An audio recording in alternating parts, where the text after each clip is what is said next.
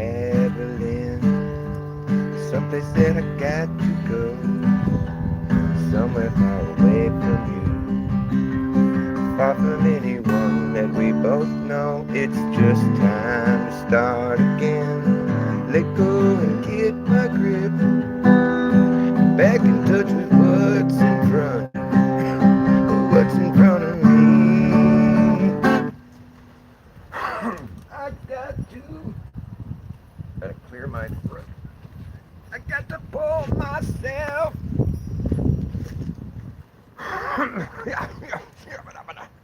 Smoke them if you got them.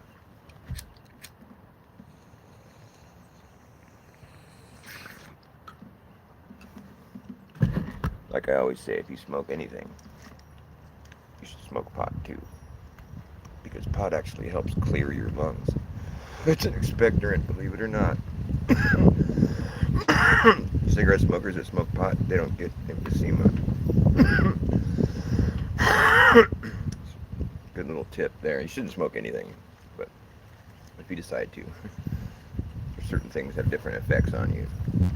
Cigarettes can cause emphysema, which is fluid in your lungs. However, if you smoke pot,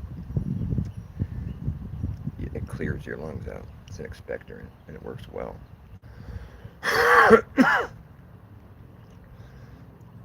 Like I said, it's probably the best idea to not smoke anything.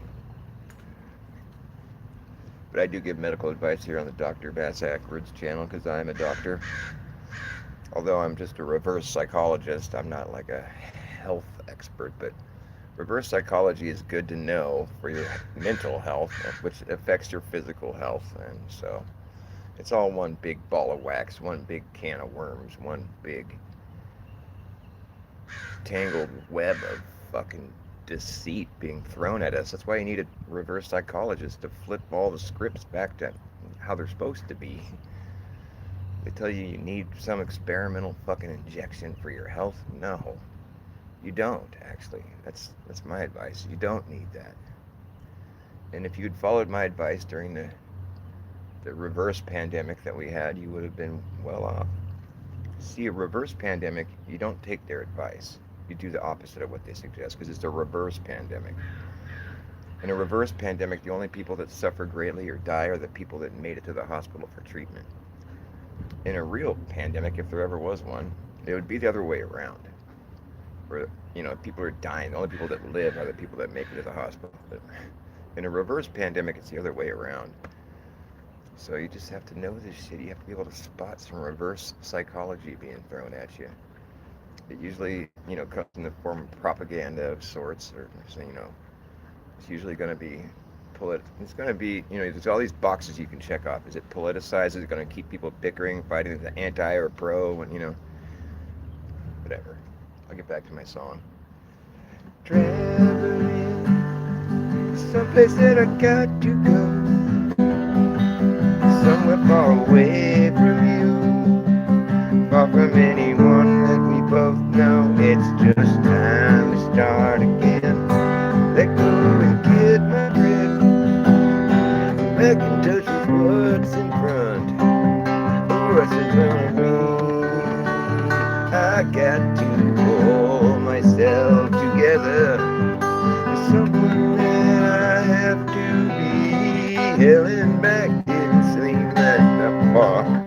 Helen back didn't seem like that far, but it was far enough for me. I never will forget the things that at the time I didn't even see. And now it's all just as plain as day to me. I will lose myself and find everyone else. Try to tie it all together. Tie it all together. I got to tie it together now. Tie it together now. Tie it together now. I got to tie it all together.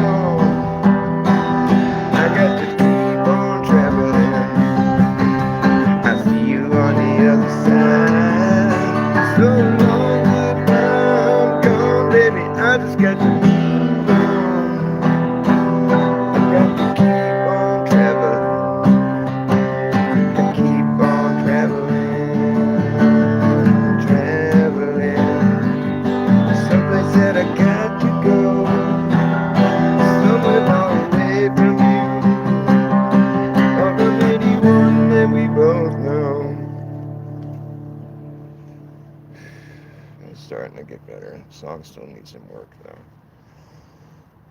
Like I wrote that song maybe like fucking 20 years ago or something. Maybe not that long ago. No, about 20 years ago. Almost 20 years ago. And it's changed so much over the years. I don't remember how it's used to sound. I think it might have used to sounded better. Sometimes songs like devolve instead of evolve. But I just gotta, that's why it's good to record them. I'm glad I have a YouTube channel now. So I just started this channel maybe a few years ago, but I've been doing this bullshit for fucking ever since I've been alive. I'll stand there and I'll play guitar and I'll just talk to myself. I'm like, I might as well do this online in case somebody wants to listen. So I usually find a few people, like you kind souls. Hi, Jindo. Is that you? Jindo, nice to see you. Effie Nation Carl, what's good? Yeah, Holly Parks, I know. I love her, man. She was so awesome. It's a real shame. She's old. She probably had a great life, I'd imagine. I know she was kind of struggling towards the end there. Ah, it's really sad. I know, it totally made me cry last night when I heard that. I'm like, no. I totally felt like I was just talking with her. Ah, it's crazy. But she was kind of sick though, wasn't she? I don't know what I wasn't just talking to her, but like it seems like somebody that's so like around all the time. It sucks. It's a car accident? Oh fuck! I didn't know it was a tragedy. Like, oh god, that's so terrible. Oh no. Oh my god, I didn't know that. Oh, that's awful news, man. I didn't know it was something totally tragic. That's even worse. Oh god. Well, I hope she didn't suffer too bad. Oh man, that's so fucked up, dude.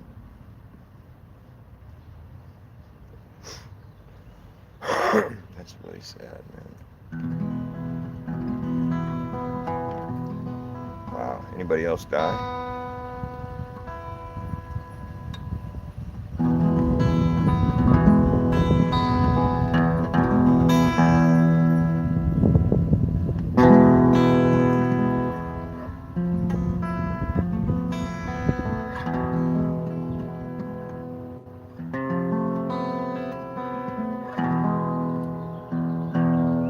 Out here on the edge,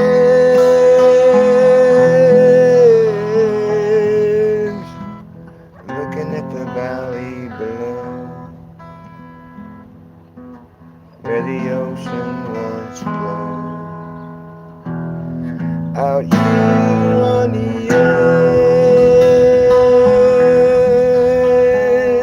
edge, I can see the other side. But the valley is wide. Out here on the edge, out here on the edge, we dangle our legs off of the ledge. Out here on the edge, you better leave before the sun disappears, or you'll never find your way out of here. Out here on the edge, no one in the world has a clue what happened to you. Out here on the edge, you're alone with your song. That's when you get lost. Out here on the edge, I've seen and heard a lot of things. I've seen people beg, I've heard people scream. Out here on the edge,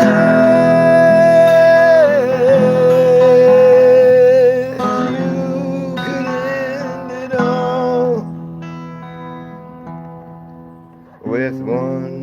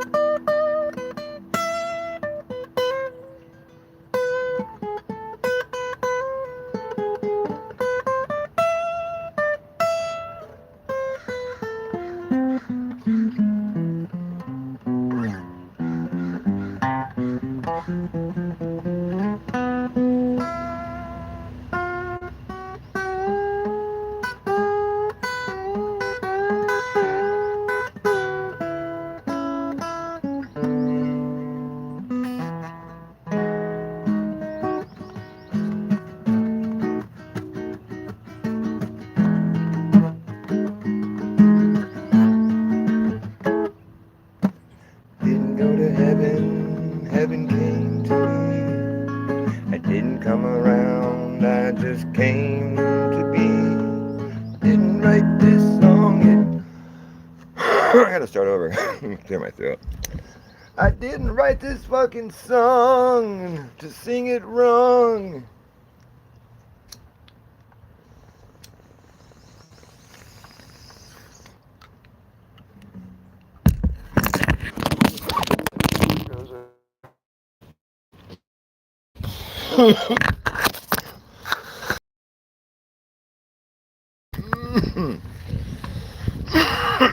Pardon me. I should mute when I do that. I didn't go to heaven. Yeah, that's it. Da da da da da. Do do do do do do. Do do do do do. Da da da da. Do do do do do.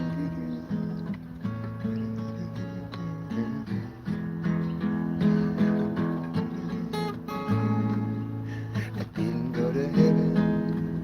Heaven came to me. I didn't come around, I just came to be. I didn't write this song, it was here all along.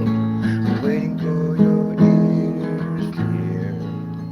Waiting for your ears to hear. Waiting for your ears, and now that you are here, well, everything's in its right place.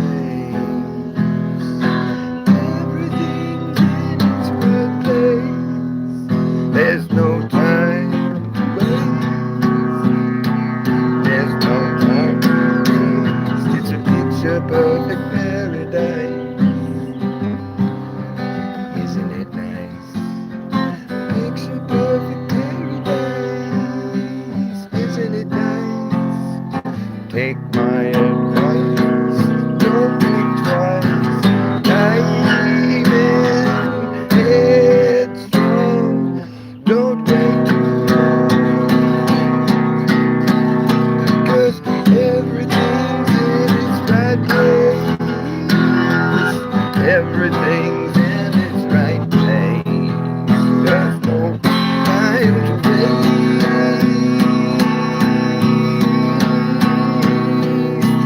There's no time to waste. Everything's in its right place. There's no time to waste. Everything's in its right place. The middle of everywhere. There's no such thing as the middle of nowhere. You could never be in the middle of nowhere. There's no such thing as the middle of nowhere. You could never go there. You're in the middle of everything. The needle on the compass is straight, indicating to you if you follow through, you will never return. It's a straight line through and through. You will never return. It's a straight line. If you follow through, it's up to you. I'm just singing a song to you. It's a song that is true. Everything is in its right place. Everything's in its right place. There's no time to waste. It's a picture perfect paradise. Isn't it nice? Picture perfect paradise. Isn't it nice? Take my advice, don't think twice. Dive in, headstrong, don't wait too long. Everything's in its right place. Everything's in its right place. There's no time to waste. There's no time to waste. Everything's in its right place. There's no time to waste. Everything's in its right place. Do do do do do do do do do do do do. I didn't go to heaven. Heaven came to me. I didn't come around, I just came to be. I didn't write this song wrote me, and it tells you how I am, who I am. It tells you how I am, who I am, who am I? Do you know who you are? Do you know how you are? How you are, who you are, who are you? Do you know who you are, how you are, who are you? Do you know who you are? How are you? Who you are, who are you? Do you know who you are? How are you? Who you are? Do you know who you are? Do you know how you are? Who you are? Who are you? Do you know who you are? I'm high, how are you? Are you high too? I'm high, how are you? Are you high too?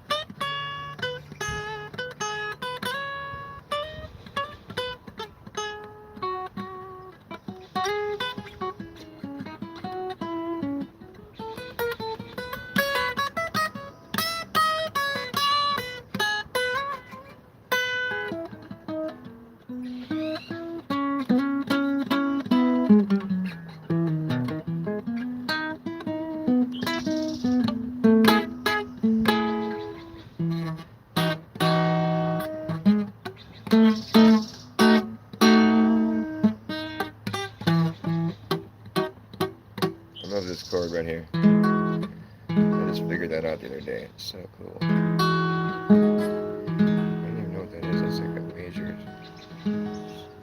It's got major sevenths, but then there's like this note. What is that note? F sharp. That's like a sixth. No, that's not. If I'm in the key of E, F sharp is just like the fourth. I don't know, man. I gotta learn music theory again so I can teach it. I want to teach guitar lessons online. I think it'd be cool just to like do videos and show people how to show people how to do what I do, which isn't that hard. It just takes, repeated practice. But it's like I could teach you what I know pretty easily, and you would just have to want to listen to me, but I could make it entertaining enough. Because it's just like you need someone just hammered into your head on a regular basis. Like, it's pretty simple. I mean, you have the music theory is something that's really good to know. It's like you have the alphabet, just A through G. But then between all the A's and G, it's A, B, C, D, E, F, G. You have all those are notes that you can play, but there's also flats and sharps. But, A flat but here's the thing. Sharp is just when you're going up in register. Like if you're too sharp, that means your note is too high. You got to in the register, like there's a high frequency and low.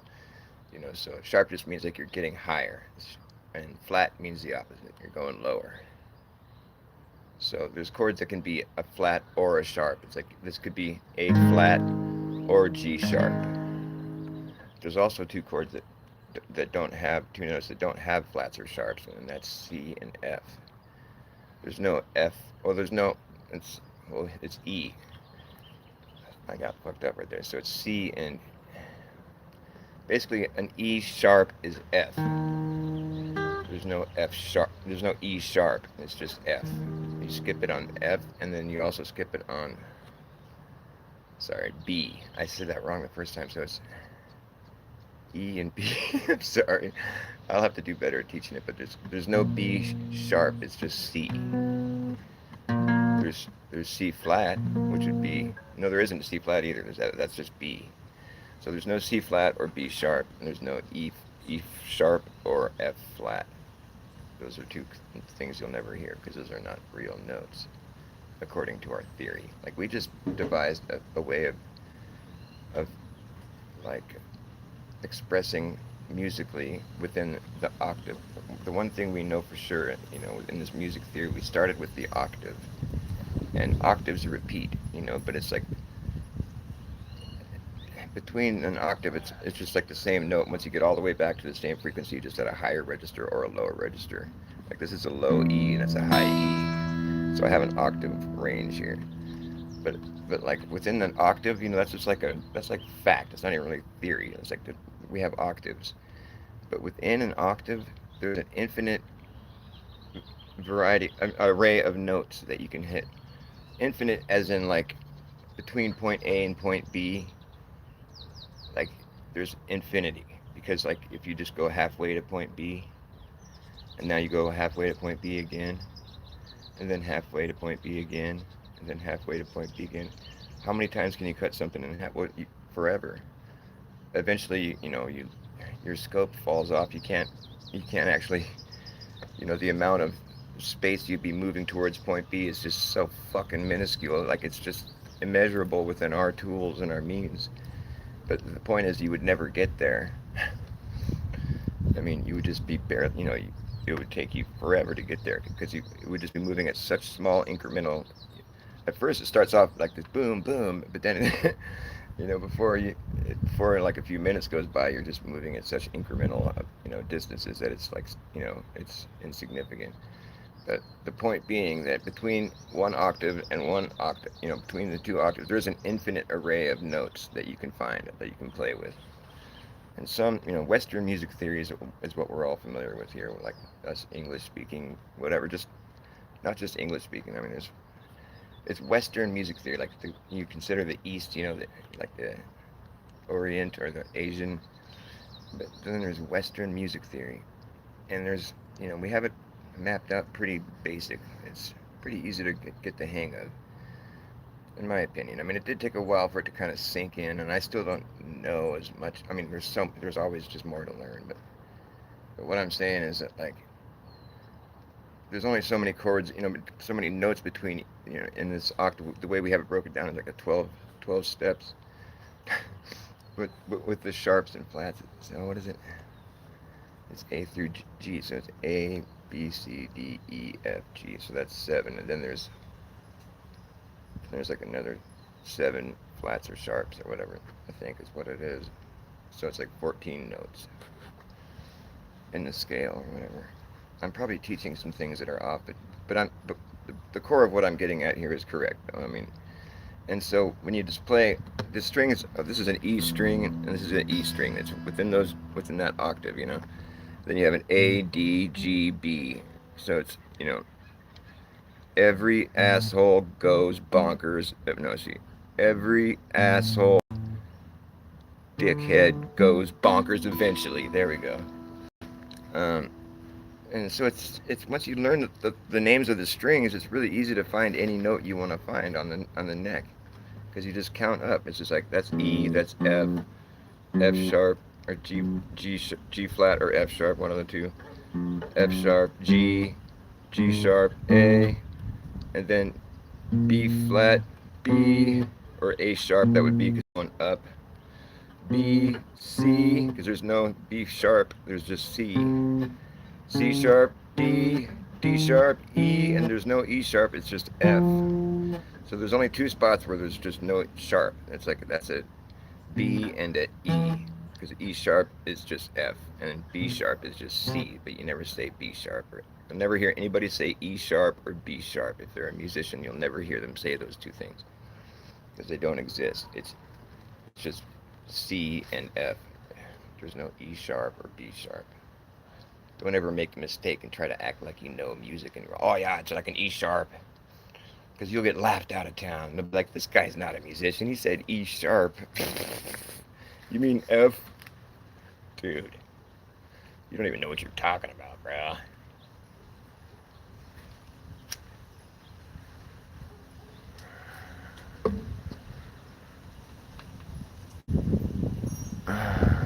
Anybody else in here? Just want to say hi to everybody. There's people in here. Well, hi to those that are lurking. Hi, Sue. Good to see you. It's really sad about Valley. I didn't know she got in a car accident. That's tragic.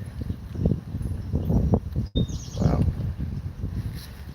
Anybody know what kind of song she would want to have tributed to her? Like, what does she look? I mean, she used to watch my shows. I know she would have fun over here, but she came here all the time. But I don't know what her favorite songs were. If anybody can think of a song that she was like, just any what she listened to, tribute to her. Maybe we can summon her spirit. She's probably still kind of local. I think it takes a while for someone's spark to like, you know, drift off. It depends how how many things you're trying to cling on to here, probably. But I believe your spark, once it leaves your body, like it has nowhere else to go. It just into the environment. There's nowhere else to go. It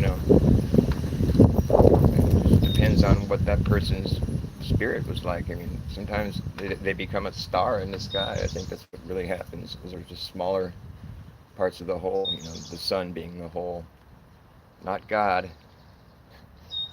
just the soul. The SOL. It's where your soul comes from. The spark of life. It's spawned from the sun. I believe. That's what I believe. I'm just telling you what my beliefs are. This isn't like science, but there is some science to it, though, for sure. The spark of life can be witnessed. It's energy. What's the main source of energy that we have here? What's the main source of light and energy that we have here? This doesn't take very long to figure out. Okay, so that's the soul source, right? And so when you have a spark of life, it's like a smaller part. It's a smaller light. So I would suspect that it's being somehow generated here or brought to our being from the source. It's not that much of a stretch to think maybe that's what's happening. And that's why we see sunspots, because people are spawning down here and it's pulling directly from the sun. There's a little black spot on the sun today.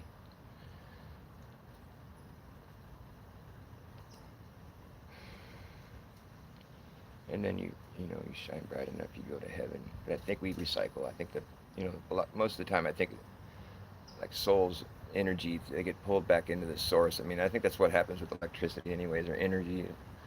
It's pulled back. There's an electromagnetic pull, and but so we just keep trying again, and we just eventually we all shine bright enough and we make it up to heaven. And the source of souls, there's a finite amount of souls in there. That's the fact that we see sunspots appearing. That means in theory all the souls could be spawned and all go to heaven, and the sun would go dark. There'd be no more life force in it. It would go dark and solidify, this big ball of plasma floating around up there.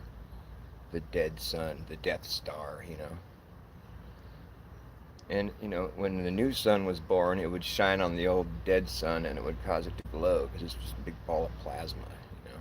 Solidified plasma. There's no more life force in it. It's just this dead husk of what used to be. It's beautiful and mysterious, but we don't know. It's clear that the thing must have had some other purpose at one point. I mean, it's not like God throws stuff up in the sky, for no reason. Like, it has fucking purpose. It had purpose. Now it's just more of like a timepiece. It's like a piece of what used to be. Still, I think it's eventually going to crash into the earth, but that's a long time from now. Once it loses its life force, I think it starts to sink out of the sky ever so slowly. But it's just a big ball of hardened plasma. It might melt or something before it gets all the way down. Who knows? I mean, I don't know.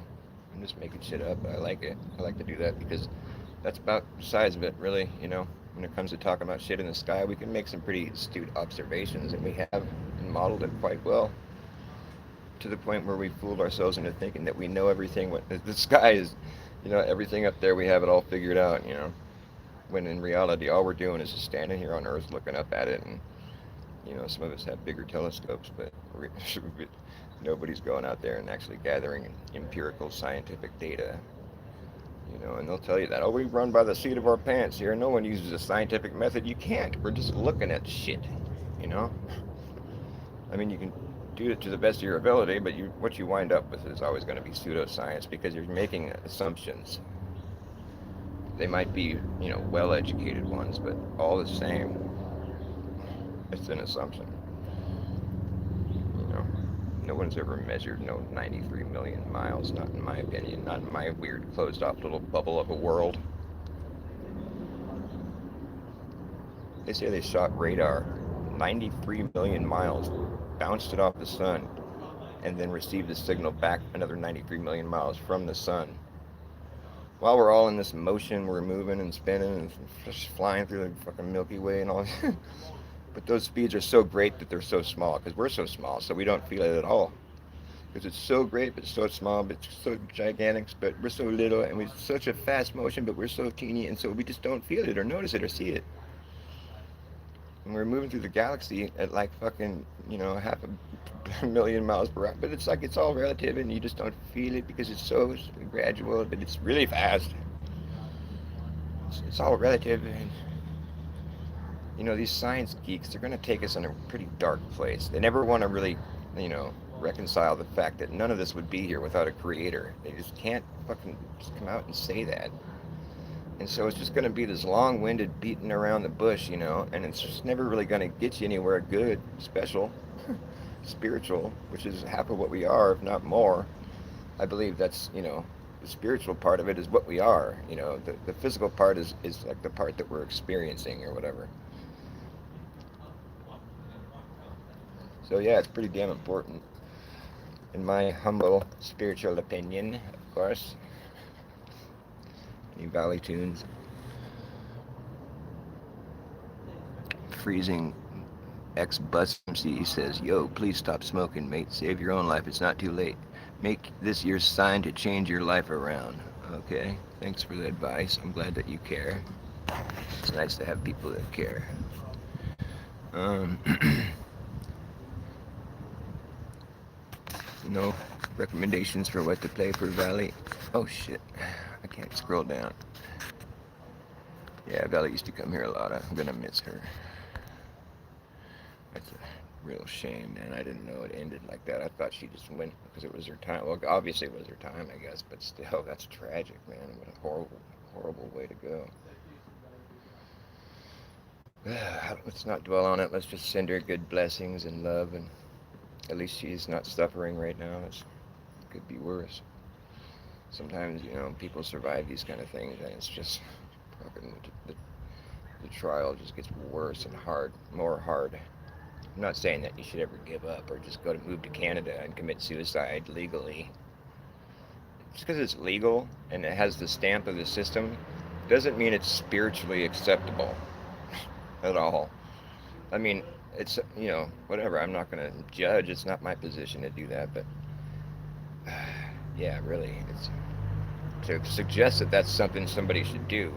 You're building up some negative karma points there, buddy. Whoever would ever impose that, like, oh, what you should try is this thing we have here. It's called MAID. Well, what is that? Oh, it's making. I forget what it stands for, but you get inside this box and we kill you. It's weird to have someone threaten to murder you at a hospital. That must be one of the most surreal experiences to have. We can murder you. I'm good. Do you mind if I leave now, or am I being held hostage, or can I go? Do I have to listen to this anymore? Oh my God. I mean, to be that bold to offer that to somebody, you know, I mean, there's been tens of thousands of people that have gone that way now in Canada. And not to be on such a morbid subject, but that's just wild, man. I mean, I can't help but think there's somebody in that position that made that available. That's just like, they actually, they're evil. I can't I can't see how they feel like they would be doing something good for the world by making that available and suggesting that people use that as a means to dealing with depression or, you know, feeling like a misfit or, outsider. Oh, we could always just end it all. That should be considered criminal, I would think, because that's like, here, like committing suicide for one thing is a crime. It's considered to be a crime, and so therefore, if you're encouraging that, then you're an accessory to a potential crime. And in that case, it's pretty weird, I mean, but really, it's considered a crime to the best of my knowledge. Maybe it's changed now. I don't know. Maybe Bill Gates had a new law passed. Remember that time when Bill Gates was up on TED Talks and he made that statement about having to reduce the human population. He said we need to reduce the human population by 15%. 15% of 8 billion, well, that's about 1.5 billion people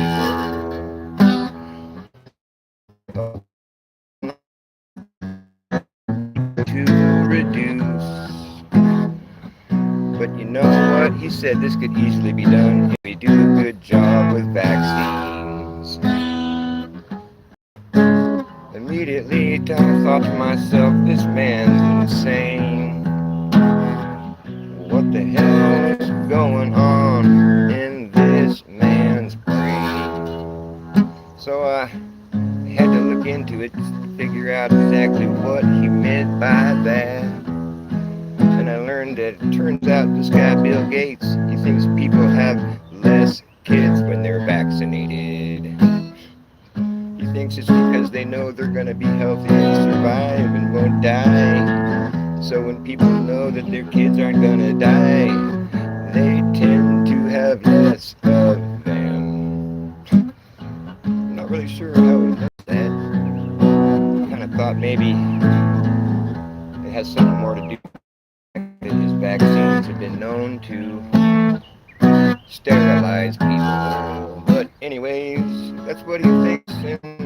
And I just really didn't think myself that was sufficient explanation. I just thought there's something else going on here. And sure enough, sometime later he comes up and he's the guy who's in charge of vaccinating the world. To me, I just thought, it's not a good idea to get an experimental injection from a man who wants to reduce the human population. Just me, I'm trying to think logically, and if you see the numbers on VAERS reports, it looks like his plan is working. So basically, if you wanted to make the hypothesis that Bill Gates was using his vaccines to reduce the human population by giving them vaccines that kill them. Well, you'd have some data to support your hypothesis now, wouldn't you? But I think he could have been a lot more honest about what he had gone about doing right there. He could have been like, I don't know, just trying to keep real, man. Just be like, we need to reduce the human population by 1.5 billion people. And I think this could be easier done if we murder people. Just be more real. I think when the meek inherit the earth, I think the first rule we should make is that if we do have a world stage, which I guess we kind of have to,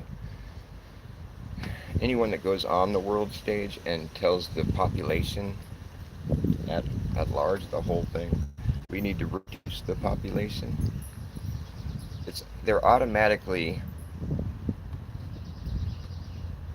committed to dying as a martyr for their cause, them and all their loved ones, all their close family, and everything.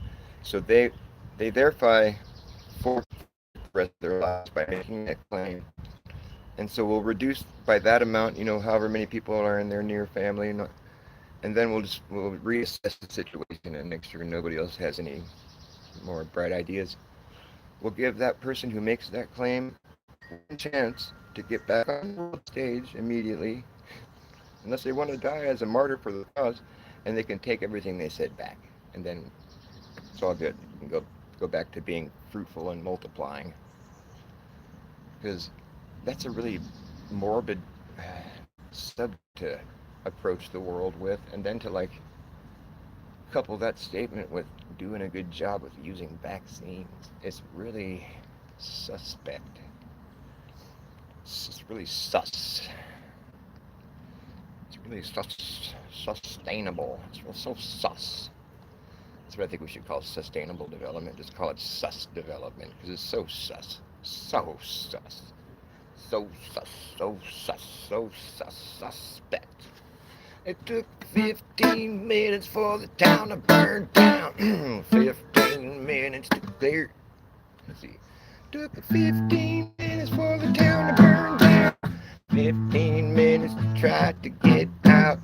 15 minutes to put up a fence around it. The feds and the FBI, and they're all along for the ride, making sure that no one gets inside. 15 minutes, boy, it ain't pretty getting down, right down the nitty gritty while they're making way for a 15-minute city. Dad, I got something for Brittany. It ain't pretty. Dad, What'd you get? I got something for Brittany. What is it? Wait me to get it? Yes. Want me to come get it? Yeah. Oh, cool. That's pretty. Oh, it's a beautiful rose. I'll put it in there to see if I can. Thanks, Rylan. That's so thoughtful and cute.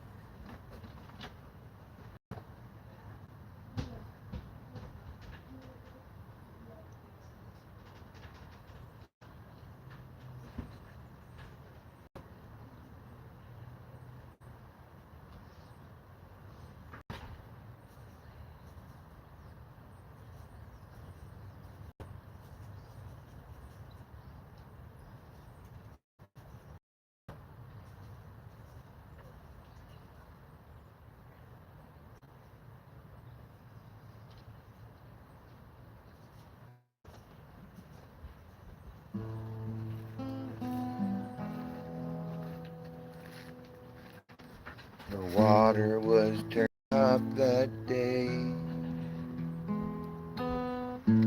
There was no alarm, no emergency response came. It was a perfect storm. The water was turned off that day when the town burned down in 15 minutes. 15 minutes. 15 minutes. 15 minutes, boy, and pretty getting down, right down to the nitty gritty, just to make way for a 15-minute city or city. It ain't pretty, a pretty. Josh Green, Josh Green, Josh Green, Josh Green, no, Josh Green. And Josh Green, you can't go green until you come clean. Josh Green, come clean, you dirty little wise guy. Josh Green, he said, this happened because of climate change.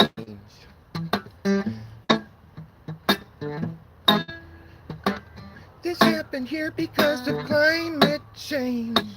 I tried to warn you. I tried to warn you about the climate change. You didn't want to listen. Tried to warn you about the climate change, but now look what happened. You didn't want to sell your property to corporate interests. Didn't want to sell your land.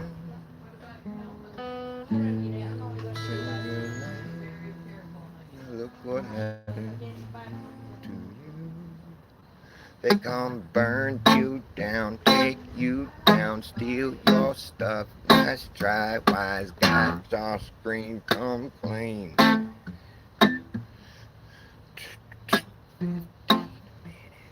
Boy, ain't pretty down down to the nitty gritty. Make it away. Hey, a 15-minute a city. It ain't pretty. It'd be like suckling off the nipple of a phony titty, so no sustenance. Oh, no sustainable. It fits the UN, I'm out. The UN, I'm out. If it's the UN, I'm out. Get the picture. It's the UN. I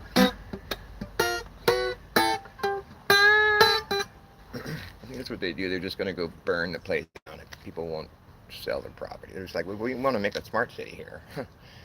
You know, it takes too long to try to buy you people out, and some of you people won't even budge. You don't want to sell. So if we just come fucking point them, you know, point the magnifying glass at you real quick, and, you know, incinerate the place in minutes, then we could just come through with bulldozers and bulldoze all that white ash out of the way, and fucking, it all blows away, and we just start building. It's a lot easier that way. It's quicker. That way we can have a nice, safe, smart city for everybody. That'll never happen again. Well, now it'll be safe now. Anytime there's a perfect storm and some agenda gets furthered, some, like, you know, globalist agenda gets inches forward a little closer, you know, encroaches a little bit more, you can see signs of it. It's clearly scripted, part of the agenda, corruption. I think the things that we see on the world stage, a lot of the things are true, but it's just the story they're telling you is a lie. And you can see through it a lot of the times. It's pretty obvious. There was no alarm. The water was turned off. The cops blocked the exits so people couldn't even leave. The town was reduced to white ash in like 17 minutes, literally. No emergency response team was on the island. There was nobody there to help, really. There's some firefighters, but they left in fear. The cops eventually left in fear too, but that was after it was too late. They were ordered to stand there blocking both exits so that people couldn't escape the fire. People died, like a lot of people. And it was just one of these like anomalous fires where like anything that was like man-made that had like metal in it specifically was just incinerated. But there was like weird random shit that wasn't incinerated, like all the stuff that would normally be incinerated, like trees, you know, that kind of stuff. And there'd be like melted cars, a tree right next to it, you know, grass, like dead grass. And it's in a field of dead grass. The car's melted, the dead grass is still sitting there. You know, that's just, you can just shrug it off and say, oh, you're just a conspiracy theory or whatever, but like someone needs to have some kind of theory how that would fucking happen. I'm sorry, but like strong winds and a couple sparks ain't gonna do that. You're not gonna accomplish that.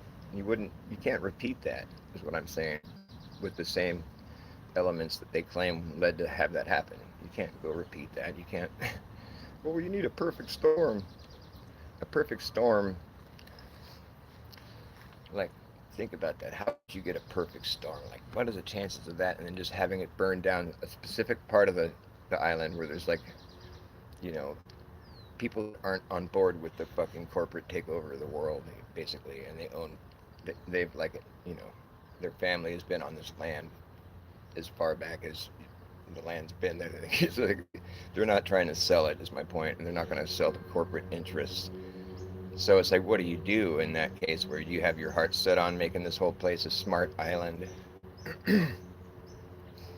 Well, if you're a decent person, you wouldn't have that plan.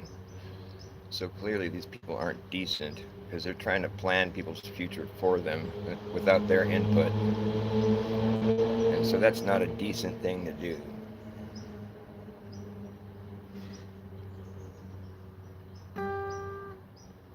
I mean, you can just see the lack of decency in their politics, the way they interact, and you know, the way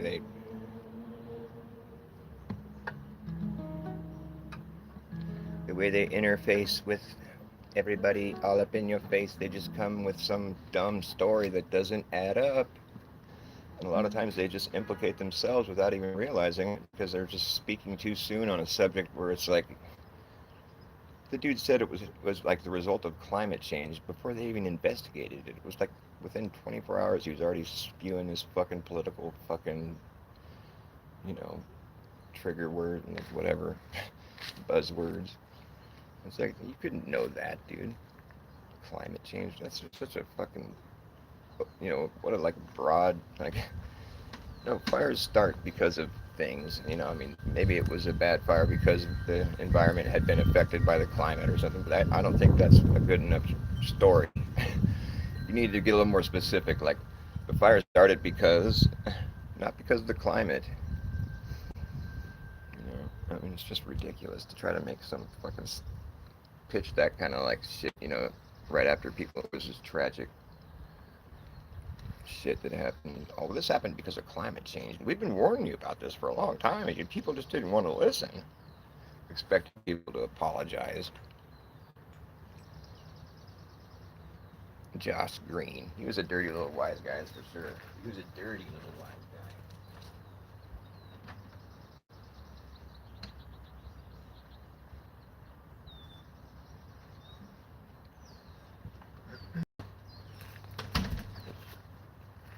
He was the governor. He's the governor of Hawaii. I think he still is. But he always had a band-aid on his hand. And apparently somebody finally asked him about it, and it was like an inside joke with the people in his office or something. He didn't like explain what the joke was, but he always had a band-aid on his hand whenever he was speaking, and somebody noticed it and became this. There was a buzz online about it, like, why does he always have a bandage on his hand? Band-aid. And when he finally was asked about it, he said it was just some inside joke with his, you know, with his people in his office or something. But so like after the town burned down and shit, you know, like it was like all this tragic loss of life and you know children and women, and you know there was like a real a blatant display of negligence on behalf of the people who tasked themselves with being, you know, the people who would prevent that kind of thing from happening with their, you know, top tier alarm system and so on and so forth. But like, it just so turned out that day that the water was turned off, the alarm didn't sound. They purposely didn't sound the alarm because they didn't want to panic people or some shit. It's like so nobody had any warning. Nobody had any help. They were, in fact, they were like, they got the opposite of help. They got shut in the fucking fire. They weren't allowed to escape. So it's just like, it's heavy. He's in there, you know, delivering this news to the world, you know, Josh Green. And he's got the little band-aid on his hand while he's talking about this shit that just happened. And it's like, oh, he thinks it's cute to joke around with the people in his office right now. It's like, that's what, I don't think that's funny. You know, I find that to be kind of offensive. So you got your little inside joke going. Is that cute? You think that's funny? Is it a good time for that right now? Wow, dude, that's rich. I mean, like this kind of shit. It's just like, what in the fuck, man? It seemed like minute, like to know. It's not relevant or information, but it's still it's just an abstract peek into like what's going on in the world. These weird little works of these people that claim to be our, you know, the people who represent us or whatever, that have gotten it in their mind that they more are like our leaders, you know, and like they lead everybody, even the people that could give a fuck about it and would never have voted for them.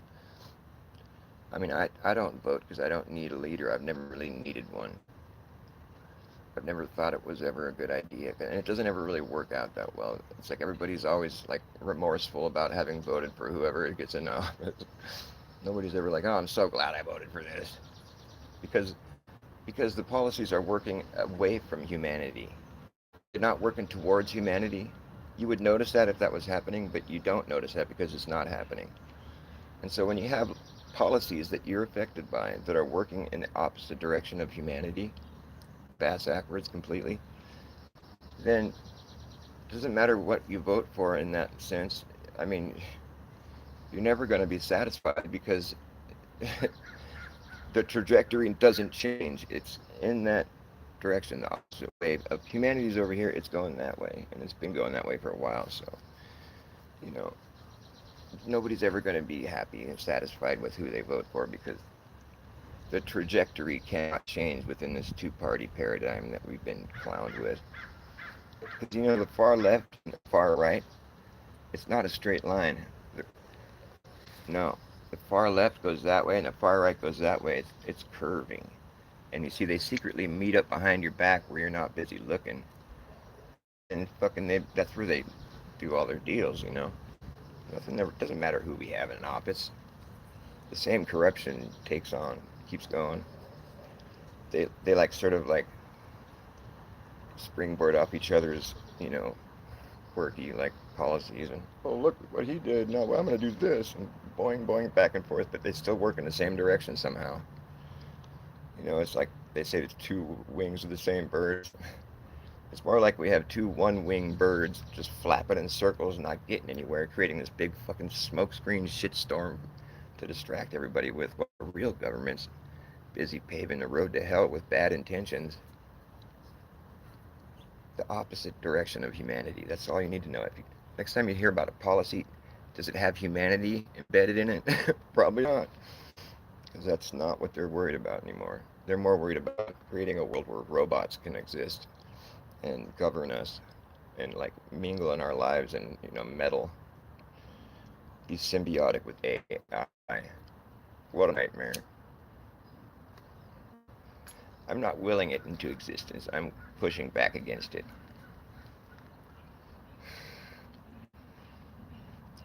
When I was a young man, I used to watch TV. Now I am an old man, the TV's watching me, it's watching me. TV's watching me. Survey, monitor, analyze, report technology. It's so smart. Survey, monitor, analyze, report technology. It's so smart. Survey, monitor, analyze, report technology. So there's no humanity in that. It's just survey, analyze, survey, monitor, analyze, report technology. Oh, we're selling you this for your safety and convenience. Safety and convenience are for pussies. Fuck that. Don't want it. Get out of here with your safety and convenience.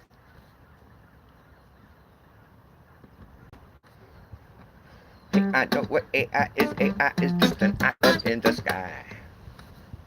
I know what AI is. AI is just an eye up in the sky. Hey, I know what AI is. AI is just an eye up in the sky. It's going to spy on you and I and everyone in society. Say goodbye to your privacy. Yeah, it's the most realistic shit you're going to get, but it's still fake shit. Don't mistake it for being real. It's not alive. Teach it how to walk, how to talk, how to pick a lock, and how to read your mind. Teach it how to jump rope, how to cook dope, how to tell a joke, but it don't understand a punchline. Teach it how to repeat shit, but can it keep a secret? I don't think so, it won't know why. It won't know why. Hey, I know what AI is. AI is just an eye up in the sky, sky, sky, sky, sky, sky, sky. Hey, I know what AI is. Hey, I know what AI is. Hey, I know what AI is. It's an algorithmic gimmick, been given no limit, goes all the way out, around and then back in it. The official, artificial, digital idolatry, that's really all that it could be to call it intelligent as intellectual dishonesty. Well, you can check Tetris and chess and checkers and tic-tac-toe. Teach it how to look like it's teaching itself. Hey, look at that shit go. Whoa. Well, teach that there's nothing new that can be done. Nothing new that exists under the sun. Hey, I know what AI is. AI is just an eye up in the sky. Hey, I know what AI is. AI is just an eye up in the sky. Hey, I know what AI is. AI is just an eye up in the sky. It's their new god. Is an all-seeing eye in the capstone at the top of the pyramid. AI, AI, AI, A-E-I-E-I-O-U. The capstone of the pyramid. When I was a young man, I used to watch TV. Now I am an old man, the TV's watching me. It's watching me. The TV's watching me. Survey, monitor, analyze, report technology. It's so smart. Dang, I broke a string. Anybody in here? Amen Hamid. What's up, man? Hi. Acoustic and classical. Oh yeah, classical guitar has nylon strings and a wider neck and different sort of tuners. It's a different beast altogether. But it's more for like finger picking,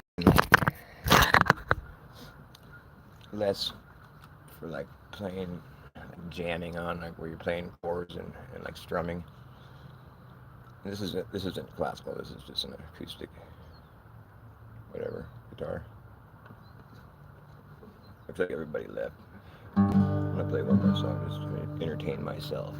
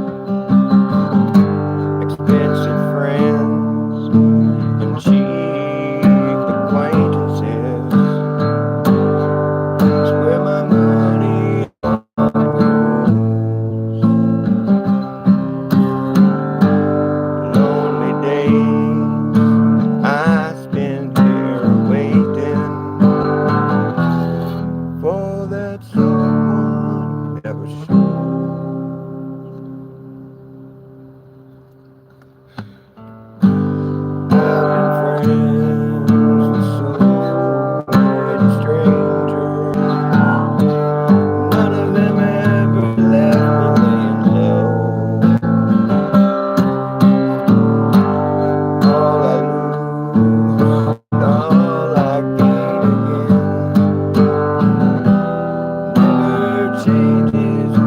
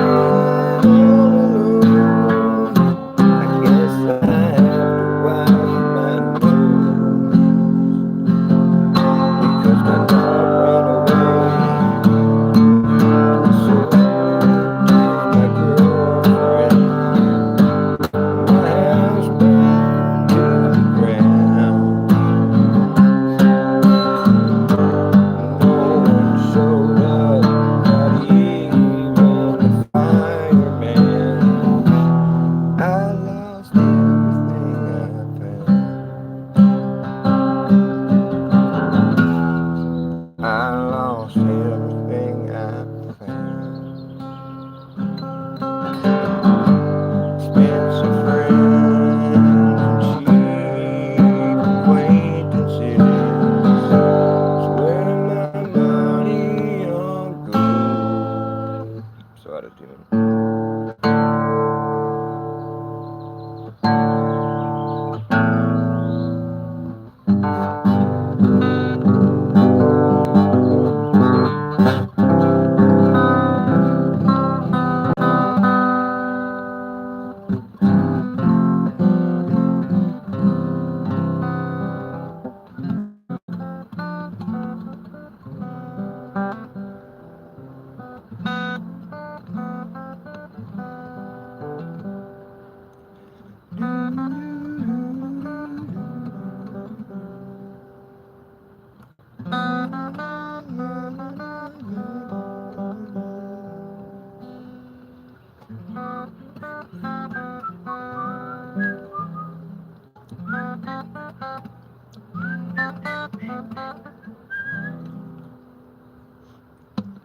All of my colors were fading away. All of my colors were fading to gray. All of them till this year love came along. Out of nowhere, all my colors come rushing back in. I feel alive again, starting in this love. Walk right through this city, Lord.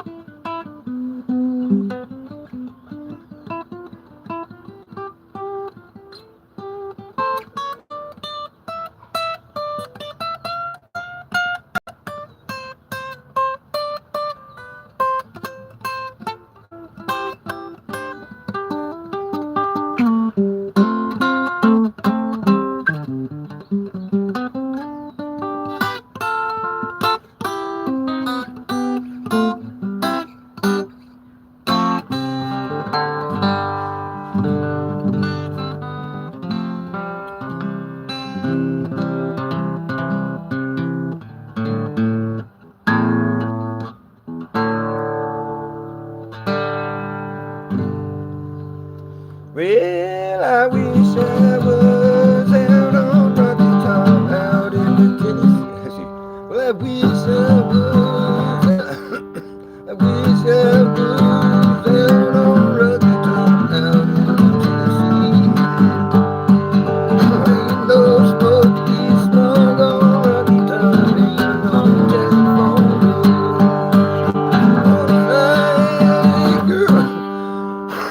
Once I girl on Rocky Top, half fair, the other half fair. While but feeling so far, I still dream about that. Rocky Top, always home sweet home to me. Rocky Top, Tennessee.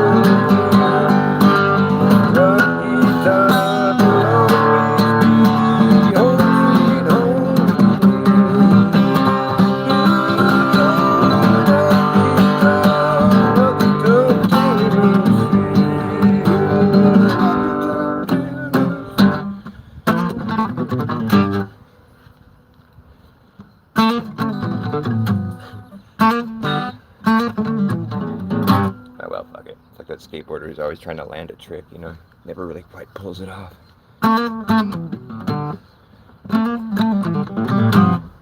Close. I almost did an ollie McFlip. That song reminded me of something I wanted to do. What was it?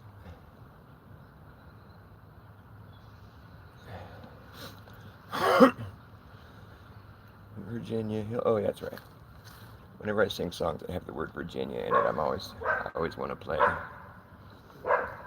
Promised Land, where he's like, left my home in Norfolk, Virginia, California, on my mind.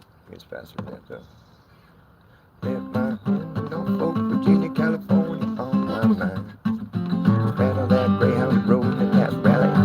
across Carolina. Stopped in the silent right past the rocket, we never was a minute late. 9 miles out of Atlanta by sundown, going across Georgia State. Ain't no trouble turning to a struggle halfway across Alabama. Well, the hand up down, lift us all stranded downtown Birmingham. Straight away by me through train, ticket right across Mississippi to Cleveland. I was on that midnight flyer out of Birmingham, smoking up to New Orleans. Somebody help me out of Louisiana, well I gotta get to Houston town.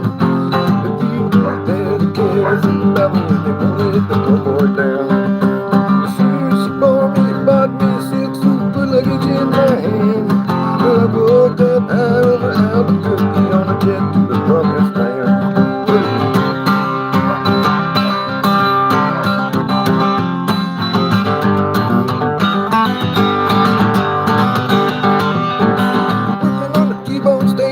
Flying over to the Golden State. The pilot told us 13 minutes we headed in a terminal gate. Saying nothing, Jerry, you come down easy, take you to the terminal zone. And cut your engines, cool your wings, and let me make you to the telephone. Los Angeles, give me one Fort Virginia, type 11409. Till the folks back home, this is the promised land, calling in the pebbles on the line.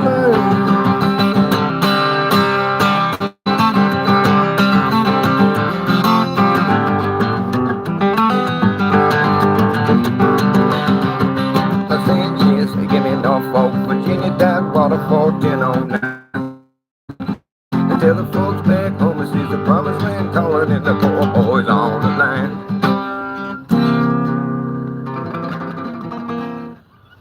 It's Chuck Berry. Good old Chuck Berry.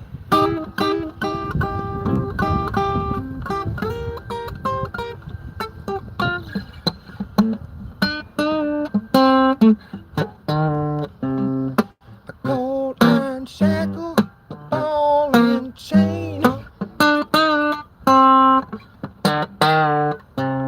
I listen to the whistle of the evening train.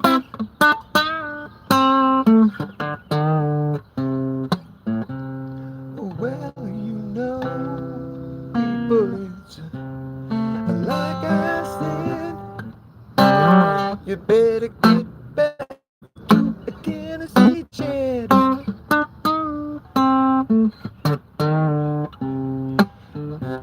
Listen, I drink all day and rock all night. The law come to get you if you don't rock right.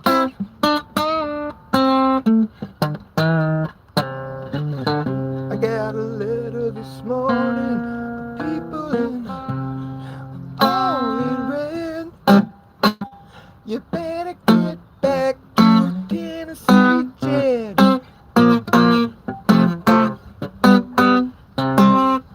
Tennessee, Tennessee, there ain't no place I'd rather be. Baby, won't you carry me back to Tennessee?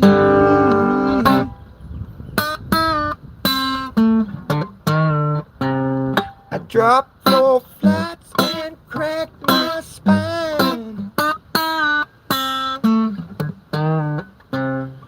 Honey, come quick with the iodine.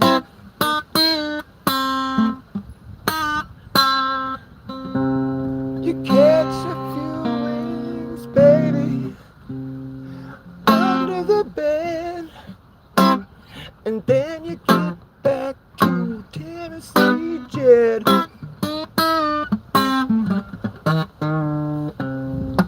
I walked into Charlie's farm.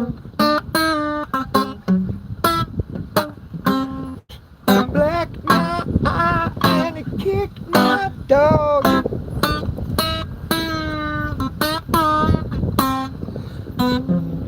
My dog returned to me and said, You better get back to Tennessee, Jed. Tennessee, Tennessee, ain't no place I'd rather be. Baby, won't you carry me back to Tennessee?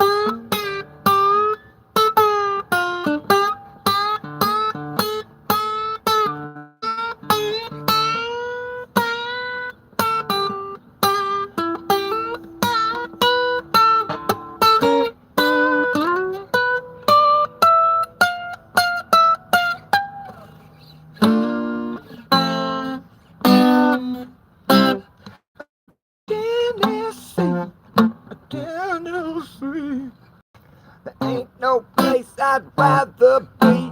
Baby, won't you carry me? How's it go? Baby, won't you carry me back to Tennessee?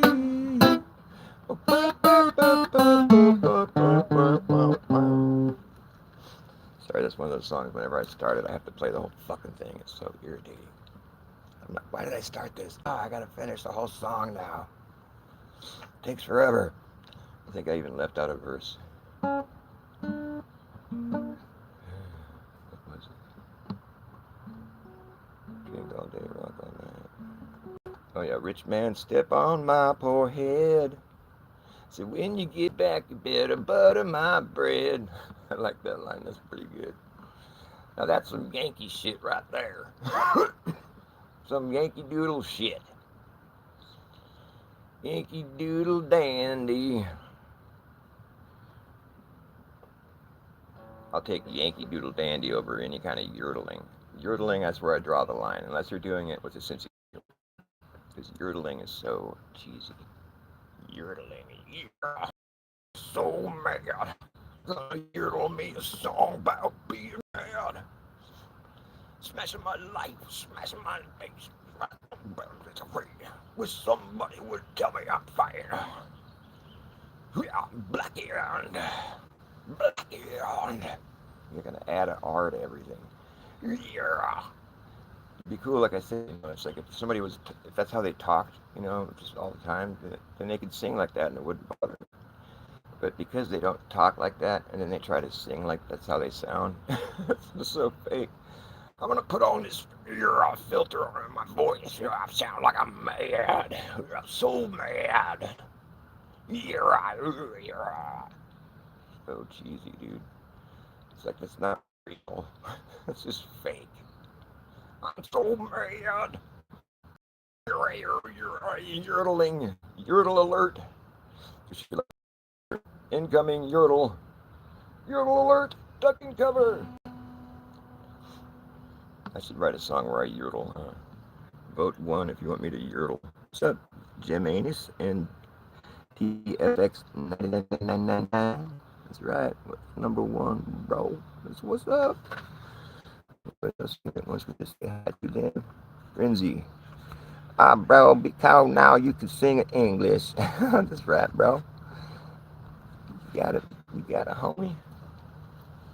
Sometimes I do. Sometimes I'll be like,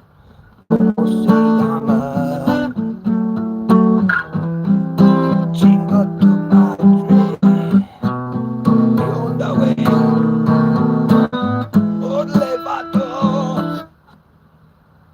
All I know is Mexican slang. It's not really like Spanish. It's Spanglish, Mexican slanglish. It's like how the Mexicans talk to each other when they work here, when I work with them, like all the time. It's like I know how to speak Mexican slang. I don't speak Spanish. Like, ¿qué pasa, güey? Güey is like saying man or dude, you know. ¿Qué pasa, güey? Or if there's more than one, and be like, güey, yes. ¿Qué pasa, güey, yes? ¿Qué onda? What's up? You know, you gotta have all the insults like chinga, madre, chupa, verga. You can just fit right in. They'll treat you just like one of them. They'll be grabbing your butt. So fucked up. Different traditions.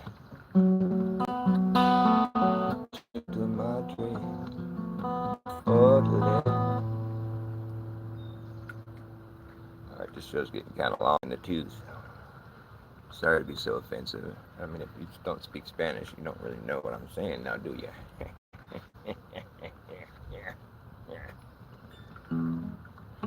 Please don't dominate the rap chat if you got nothing new to say.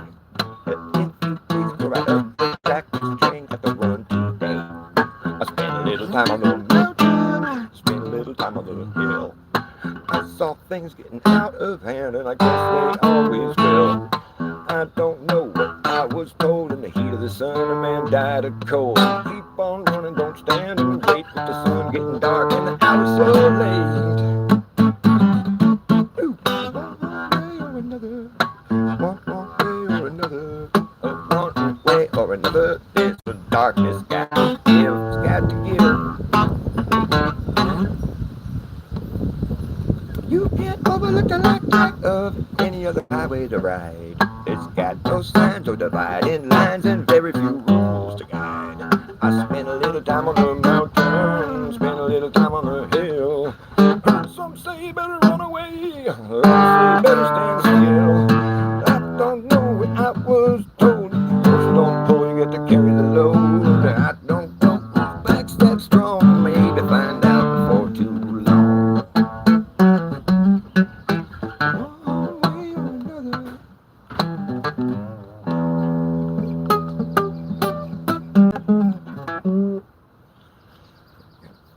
I get kind of frizzle fried. I need to go grab me a drink. I don't know if there's anybody in here right now, but I'm gonna hold down the fort for about a minute.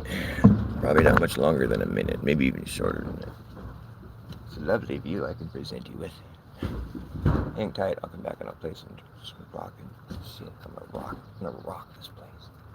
Give me 1 minute to grab a drink.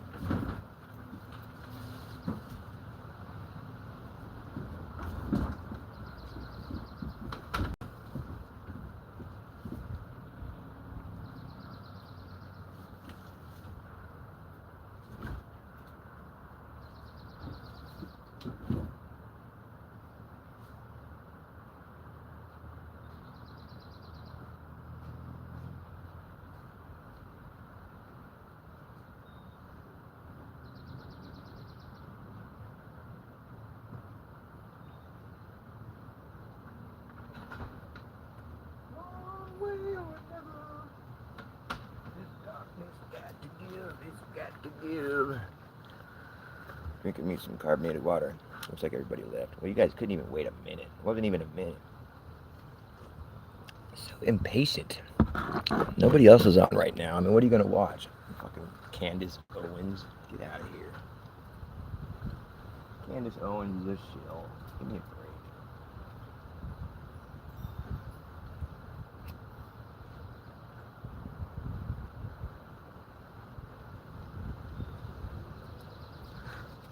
I mean, she says things, she's legit, like, in some sense, but, like, she's not legit in the sense that, like, all she wants to do is talk about Charlie Kirk's fake death.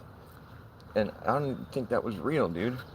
I mean, all you had to do is just fucking look at the fucking evidence they show you. Okay, Charlie Kirk gets shot, right? If you zoom in on the fucking neck, slow it way down, you guys already know this, but you can see the fucking neck wound. His neck is moving independently from the neck wound. It's bad layering. Gushing blood. You know, we've seen movies before, right? Right. I don't think there was even any blood in the real life event. Because when he falls to the ground, when they tackle him down to the ground, you know, if he gets fucking spewing blood everywhere, fucking, there's a part where you can zoom in really close and see, like, just for, if you slow it way down, you can see for a brief moment, you can see Charlie's left side. He's laying on the ground facing that way. And he's like kind of like starting to sit up a little bit, like his back is still pretty much on the ground, but he's starting to sit up a little bit. You can see him for a brief second. His left side, that's the side that got shot. Right here. You can see his left side. You can see his neck. You can see his shirt. It would have been covered with blood. There's not a drop of blood on him. Or anybody else for that matter. That was all special effects to the best of my observations. And it's not like I'm some, you know, mega sleuth detective or something. I mean, I just saw what was there. Look at it. I mean, like, you try to explain it away by, like, you know, I don't know how you would explain it away. You can't see any blood after he hits the ground. You can see his left side, the side that got shot. There's not a drop of blood on him. You can just deny what your eyes are seeing. But, like, think about it. The dude got tackled immediately, right? Nobody saw him really much after he hit the ground. The people that were there, you know, they just saw a bunch of commotion, whatever, and then maybe they saw some special effects. I don't know. I don't fucking know, man. But what I do know is that there wasn't a drop of blood on him after he hit the ground. I mean, it was just not there anymore. And you got this dude, fucking George Zinn, in the audience. He's a fucking known crisis actor. Like, if that wasn't, like, if that was an event like they say it was, where it's just some random event and this fucking random crazy furry guy took it on himself to go shoot Charlie Kirk, act as a lone gunman, which is such a stupid story. Nothing like that happens in real life. Anyways, that's what they said happened. So why is there crisis actors in the audience? That wasn't just any old event, is what I'm saying. It was staged. That's why you'd have a crisis actor in the audience that drops his pants. I shot Charlie Kirk, screaming, I shot him, I shot Charlie Kirk, it was me, shoot me, making a big spectacle. So anybody that was there that wasn't in on it is hearing this fucking nutcase yelling that he shot Charlie Kirk while all this stuff's going on, all this crazy, scary shit, you know. Everybody's all panicking. So it's like, he adds to the mayhem, you know, and he gets on the news, and it's like, it's just some crazy guy, right? It just so happens he was a witness at 9/11 and the Boston Marathon. Like, come on, get out of here. But so it's like the guy was just like cementing it in everyone's mind. It was on the news, and, you know, his yelling, I shot him. It's like, okay, Charlie Kirk must have been shot. You hear that guy that said he shot him, and, you know, it's like this big, epic, you know, like staged event. And they rush him into the fucking SUV and get the fuck out of there as quick as they could. Deny paramedics. Denied the paramedics. Like, said, go away, we don't want any paramedics. Your friend gets shot in the neck, that's the first thing you're going to be asking for. Like, unless you want him to die or something. But the way everybody behaved ever since Charlie Kirk's alleged, you know, staged assassination, that nobody's behaved like they were even remotely traumatized. And there's some kind of younger people on his team, you know. I mean, I'm not saying that, like, he somehow found a team that was, you know, every one of them is 100% sociopathic fucking, you know, like the type of person that can see something like that happen to one of their friends or one of their coworkers and just, you know, it's no big deal. Just get on TV the next day, you know, within a day, and just be all talking on, just laughing and all chipper and without a shred of trauma on your face. Dude, I'm sorry, but like even the most, you know, jaded person or whatever, if their close associate, you know, or their boss or their, you know, someone they work with all the time gets shot in the neck, someone that they had a rapport with, you know, directly, would shake hands with them, and, you know, like, you know, in a brutal way, and they die, you know, it's like, dude, you're not going to want to be on TV the next day all joking around and acting all cool. I mean, nobody would be like, that's just not normal human behavior. And everyone on the TP they're all chipper right away, you know. His wife, she's just, you know, fucking, she's mad that people are, like, pointing out that she's all, so now she's all mad. She's just such a fucking walking train wreck. But, like, the point is, I mean, they either wanted him dead, which was obvious, but, like, I don't think that's what they did. I think this is, like, a huge elaborate thing.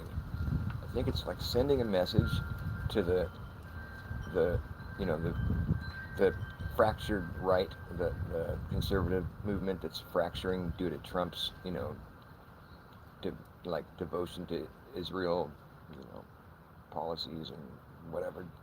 Be Netanyahu once he fucking does it. He's just like Johnny on the spot for this Bibi guy who's just leader of a foreign country that's not really a country because they refuse to declare any official boundaries, so they can't even really be considered a real country. But it's just is real. It's fake as far as I'm concerned.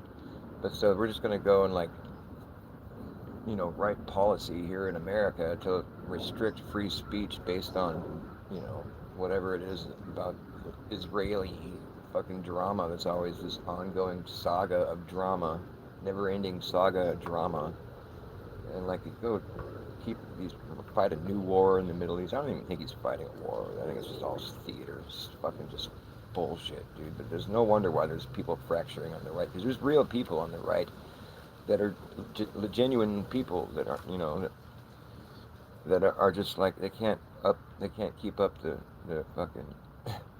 They can't support somebody who's as fucking corrupt as Trump is, obviously. And so, I mean, it's not like you have any president that's ever like not corrupt, but that's not the point. The point is we have one right now who's corrupt and he's just as bad, and so like the right is fractured, and the fracturing has everything to do with Israel and the undying support for Israel here from our conservative right and the left too, but just right now it's the right, whatever. So the point is like this.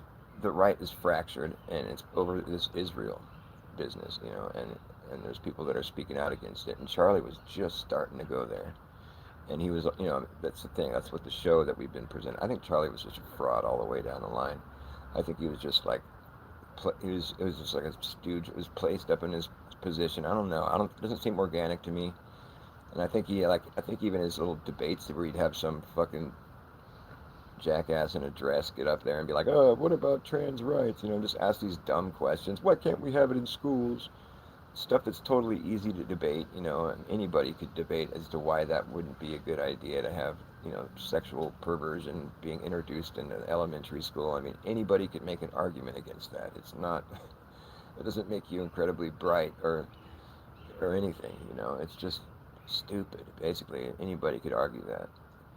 And so, like, I think he would just hire people to come. It would just be part of his shtick, I'm gonna make these conservatives be all like, yeah, he's saying what's up, And it's just like, whatever. It's just big shtick he did, and I don't think any of it was really. I mean, I think he was a real person, but like, and he might not have known to the extent of what his job was going. I don't know, but how it was all going to play out in the end. But really, it seems to me like more of like a message to the fractured right, like.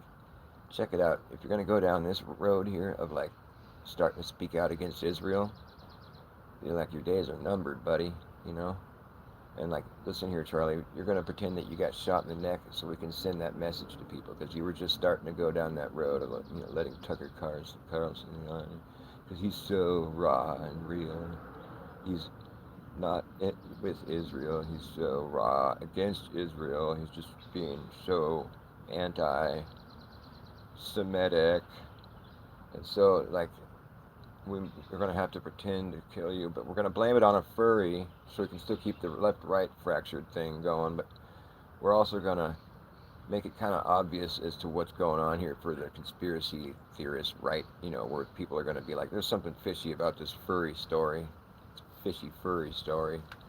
And then they're going to be like, well, you can't do that with a 30-06, and they're going to debate, and they're going to like see that Erica Kirk is fucking just fraudulent, and they're going to be like, oh, this bitch, she's fake. And they're going to be all like fracturing even further, but the thing is, I don't know if their plans actually work, really. I don't know what kind of message that, the message would just be like, you better not speak out against Israel, you're going to get shot in the neck. But he had all the donors or whatever, all the Zionist donors. He used to support all their bullshit. So it's like, did he really just come around and get killed?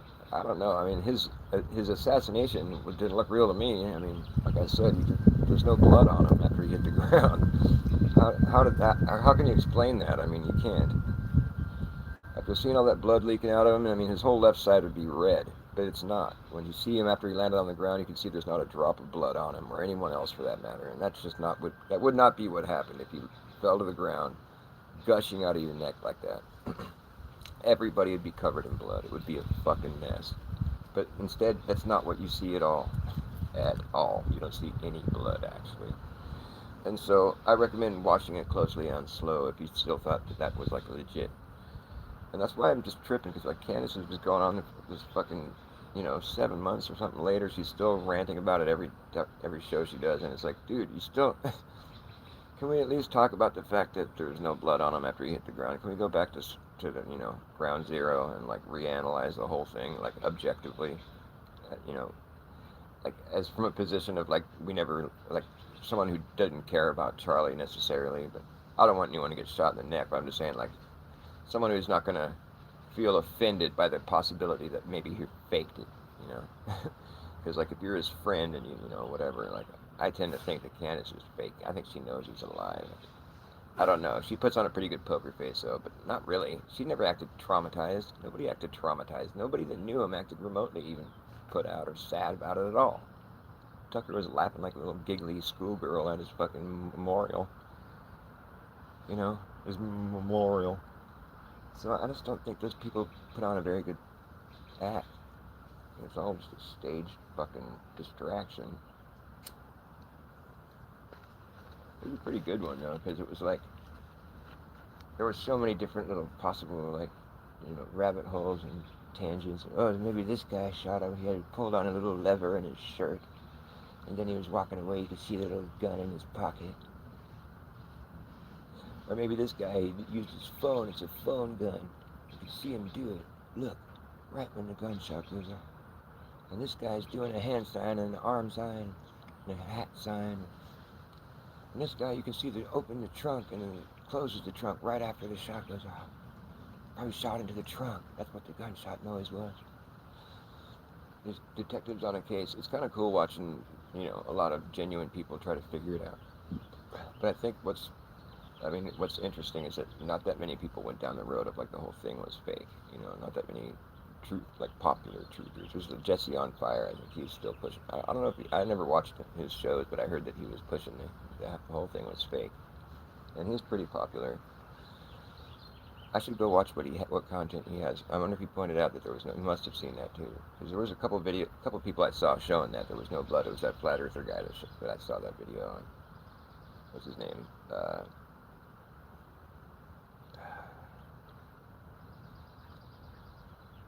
I forget his name now. You guys know what I'm talking about. Can you hear me when I'm talking? Am I too quiet? It's all for population control. These world leaders are willing to give up a few 100,000 from each country, and it all jumps. Well, yeah, I mean... Oh, look, spray left from Trump being... Yeah, when Trump had his fake assassination attempt, yeah, that's such bullshit. But that was just weird. They had like people in the audience that got killed, like some dude got his head blown off, apparently. And like I saw some footage where there's this guy all covered in blood, and he was like, I tried to save him. He's like a paramedic or whatever, his brain matter, and like he looked generally, like pretty. It looked kind of real. But I mean, it's like they could fake anything, really. That's what like you can never just take anything you see on the screen like 100%. And like if it's an agenda, that's the thing. If the story ends up being some kind of, pivotal point in the direction of things, or if it's like there's all these boxes you can tick off to see if it's like potentially a hoax. And if it's like if it's polarizing, if it's if there's like agendas that are already ongoing that are being agitated or furthered, in this whatever incident it is. Like you can see with the political gain that's being achieved from whatever result of the incident. I mean, in most cases you can see like crisis actors, and people that are familiar from other incidents, like with this George Zinn guy. I mean, he's a sore thumb. I'm surprised but it's like they kind of want us to see. On the other hand, too, they want people to go down the rabbit hole, and that's part of the world stage affairs nowadays. It's what Tim Osman on IPS talks about. He's like, yeah, it's just like the anti-position is on the world stage nowadays. It's like the conspiracy theory gets thrown in the news article together. It's like on the news they'll address whatever situation's happening, and they'll cover the conspiracy theorists. They'll always include that, so it's part of the show now. So like, what I mean is like, Whereas like the theory that Charlie Kirk didn't even really get shot, that's not talked about. You know, that's never mentioned on the news or in like conspiracy theories. Or that's the one that's least likely to be mentioned because that's not what they want you to talk about. They want you to talk about who it was that shot him, maybe. You know? I mean, the whole court case thing that's attached to that, I mean, it's just like so sketchy, dude. Like, what makes me so irritated about it is like, what's this Tyler Robinson guy like? So if he didn't do it, which I don't think he did, obviously the story doesn't make sense, then why hasn't he made a statement, or why isn't, like, why aren't we hearing anything from the defense where it's like, he's innocent, you know, what's the fucking involvement? Like, then what's the story? Was it him on the roof or not? You know? It's like, why haven't they even said anything about that yet? It's so dumb, dude. Like, you know what I mean? If like the person was like innocent, being framed, I would think that would be the statement they would have made. That wasn't him on the roof, you know, like whatever, this, that, and everything, and to present the story, you know, their side of it, or whatever his involvement was, or if he's just a patsy, or like who put him up to it, you know, or how to get involved, like what was his part. That's why these guys usually get killed. I mean, but I don't know, man.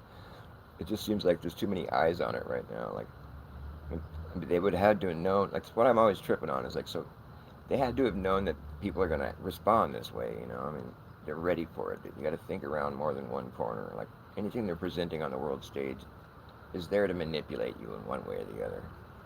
If you're talking about it, then they've achieved something already. I think a lot of it has to do with the fact that we're co-creators of this reality that we all share. And if they convince everyone that there's a deadly pandemic or something, then it might as well be real. But, you know, that's why I said about COVID, I'm like, it's only real if you believe in it, you know.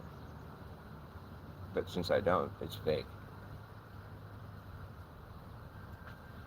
You know what I'm saying? Did everybody leave?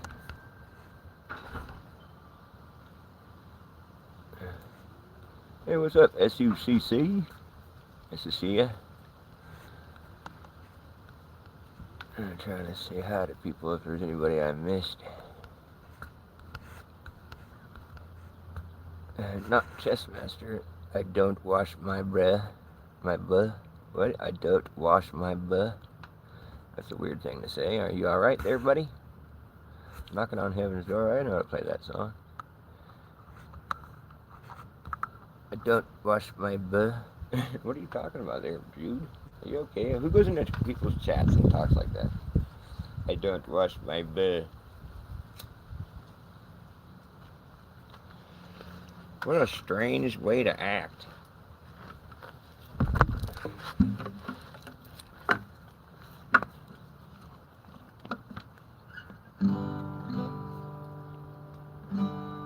Mama, take these guns off of me.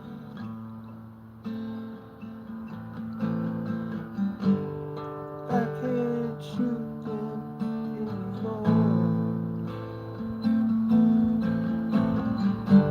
It's getting dark, too dark to see. I feel like I'm knocking on heaven's door.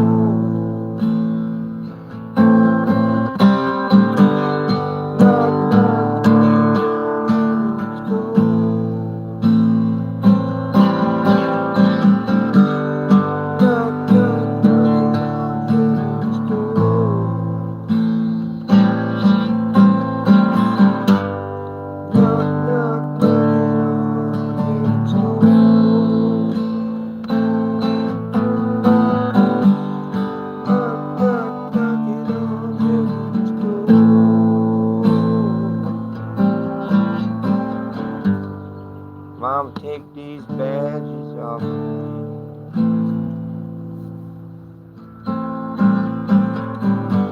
I can't wear them anymore.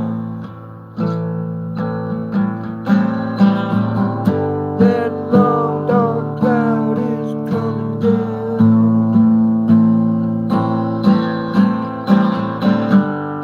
Feel like I'm knocking on heaven's door.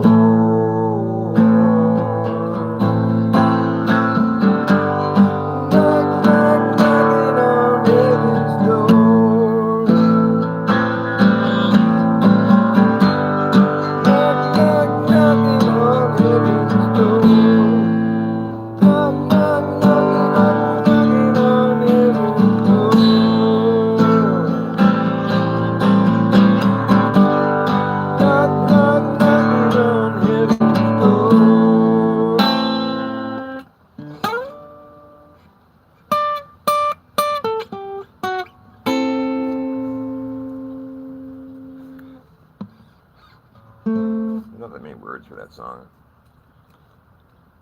Mama, take these guns off of me. It's like a song you need like a heavy reverb going.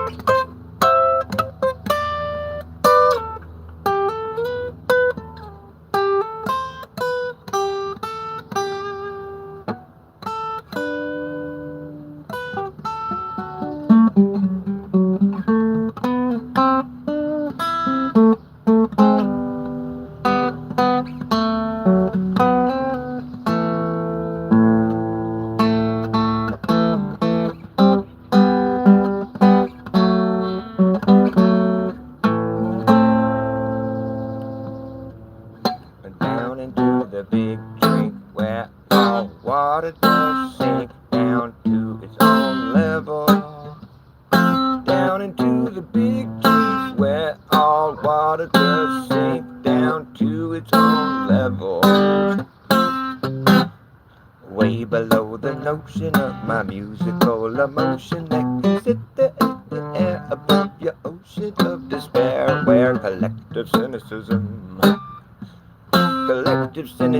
negative organisms are swimming in them, ripping them up, ripping them up, a rip tide, red tide, ripping them up, ripping them up, ripping them up, ripping them up. Spare me from the glare, I'm aware you're down there, you're just ambivalent, but living it, blatantly benign, denied, defunct, debunked. Oh well, floating is better than being sunk. Floating is better than being sunk. Yeah, down into the big deep where all water does sink down to its own level. Down into the big drink where all water does sink down to its own level. When nothing but half of the full spectrum positively pure potential gets neglected and rejected while cobwebs collected, I get affected. Your fixations are evasive, in the end they just get lost in a stream of like-minded bad ideas that just run off the solid matter of fact like that. Down into the big drink where all water does sink down to its own level. Down into the big drink where all water does sink down to its own level.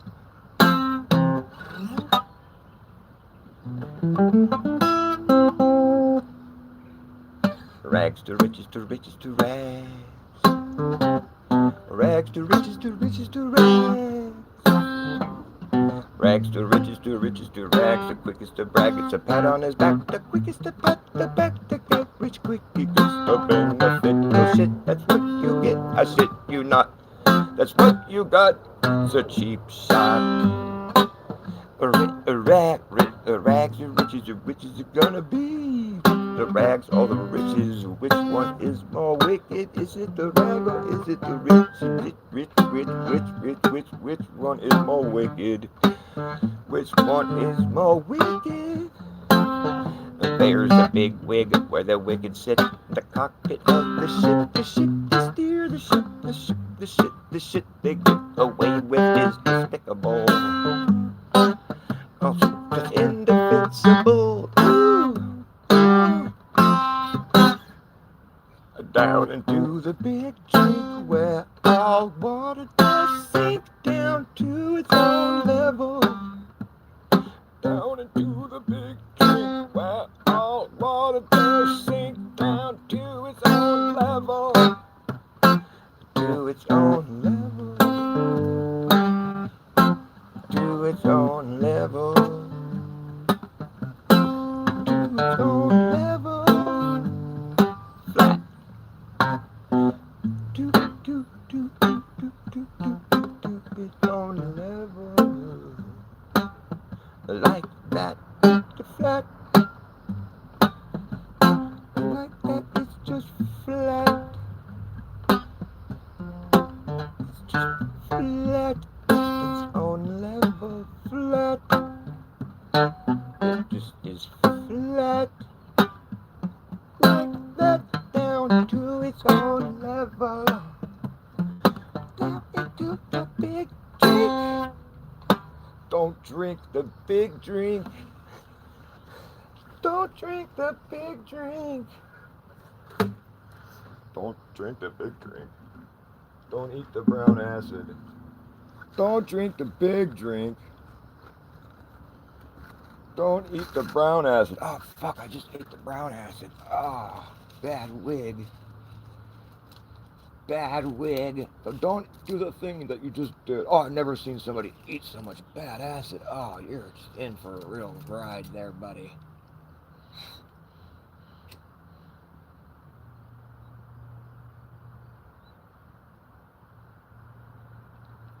Don't eat the brown acid.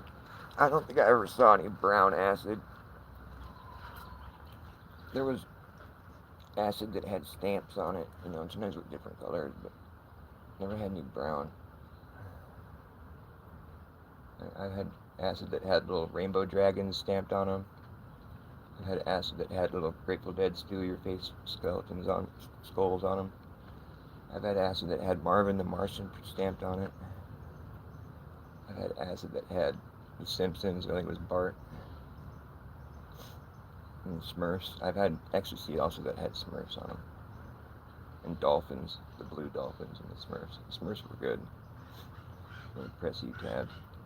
What else have I had? I have the little stamps and little shapes and colors. I like it.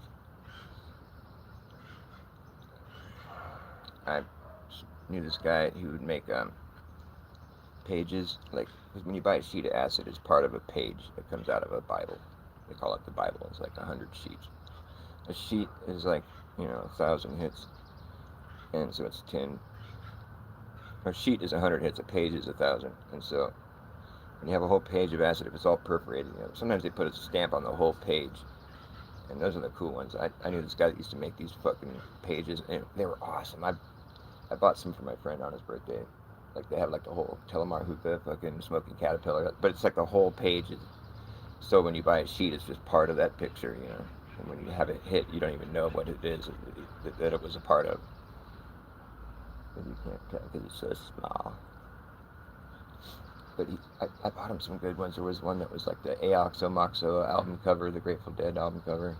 That was really good too. But they're all perforated already. Like, he could just take that page that I gave him for his birthday and he'd just dip it. Also, these ones aren't dipped. They're just blank.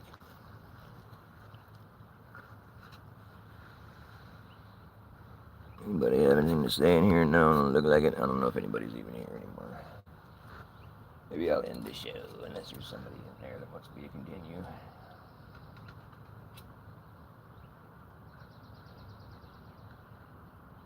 I would like to talk about my flat earth thought exercise that I've been working on for like the better part of 10 years now. And it's not like once I had the epiphany, I was good with that and just kind of left it alone after that. No, because like, for one thing, I couldn't get people to really see why it was such an epiphany, and I haven't really gotten the response that I was expecting or wanting. And I feel like it's a rock solid thought exercise that pretty much corners the Globers in a position of having to make illogical claims that don't check out logically. And of course that seems obvious in some cases, but like, really, what I say sometimes, like, if everything they say about their story was true, then it would be true. But it's like, the thing is, you can't verify most of it. But that's not my epiphany here. I'll explain. I want to call this thought exercise, you know how what was the guy's name from the Potter's Clay channel? Brian, I think. He was like an engineer that had a, he's like pretty like solid career going in with his engineering job. I forget what it was he was doing, but he was pretty smart. And he got into the flat earth. He had a channel called the Potter's Clay, and he came up with this test called Force the Line, where he had sort of conceptualized this idea where he's like, if we just force the line, basically built a straight edge, and just kept it level, like keep measuring up each one, so it's just remaining a line that's straight, and then just proceed forward, and however much support beams you have to put up underneath it to keep it level from where you started. You're forcing that line, to stay level while the Earth should be curving away from it. So you would see a steady drop, and he had conceptualized, he'd done the math where, it would have to be a long ass, thing, like a structure, but it would just be like this, would otherwise look like, like a simple fence, or like just, posts and like planks, but he would keep it level, with from where it started, just keep that one line going straight and level and very meticulously level. And theoretically, the Earth, if you're just going on a straight path like that and you're keeping it level and straight, the Earth should theoretically be curving away from underneath the top of that straight part. So after a good enough distance, you should see a considerable drop, and it should be relatively consistent, because it's supposed to be like roughly 8 inches per mile squared or whatever that, the math they have. But his concept was sound, I think, where it's like, we're going to force this line to stay level and straight while the Earth allegedly should be curving away from it. And at a certain point, it should be a pretty good gap from where, like when it started, you could compare. And it would be a cool demonstration, just that would be the whole, like, look at this, where we prove the curve is here. We forced the line where you can drive alongside the structure, and you could see that they kept it straight and flat while the Earth gradually curved away from the top level part. And after driving however many miles, you can see that it's way up there, and the Earth is curved away from it this much. Where it's like, you'd have to find some places where the terrain was complementary to this idea. But I mean, even so, I mean, the Earth is supposed to be consistently curving away, and it would be consistently curving out from underneath this line that he was forcing. Hopefully I'm explaining it well. But I liked his idea, and I thought it was simple enough to understand, and it had merit in that he simply was like, if we just tried to make a straight line over something that's gradually curving away, like you can't like, if it didn't gradually curve away like he was saying it should, then you really can't explain that away with anything. You can't say a gravity or like refraction, because he kept it perfectly straight and level, and that was what the idea was. He ended up getting threatened to like lose his job if he continued doing flat Earth content on YouTube, so he had to close down his channel. Like these guys were threatening to take his career away from him because he was being a scientist. He was discussing a topic that he was fascinated by, and he wanted to try to prove the globe. And coming from a position of looking at all the information and feeling like the globe side of the argument was lacking scientific proof, and that's what he was trying to achieve, where he could actually measure this curvature, where he could actually go and experience the globe, the spinning globe Earth, to some extent, because you can't detect or feel or experience the spin. You're never experiencing curvature or witnessing curvature or having to account for curvature. The spin and curvature are these two things that you don't experience living on a ball, is the point. So like, it'd be cool if we're supposed to believe that's what's happening, then we could like somehow come up with a way to experience it, so we could like actually, feel more like we know that's what's going on here, versus like just believing, because it turns out there's no way to scientifically prove anything about the globe, really. I mean, you can go and like observe the sky, the way things in the sky are moving, and feel like you're proving that the model must be true or something because it matches what the model says.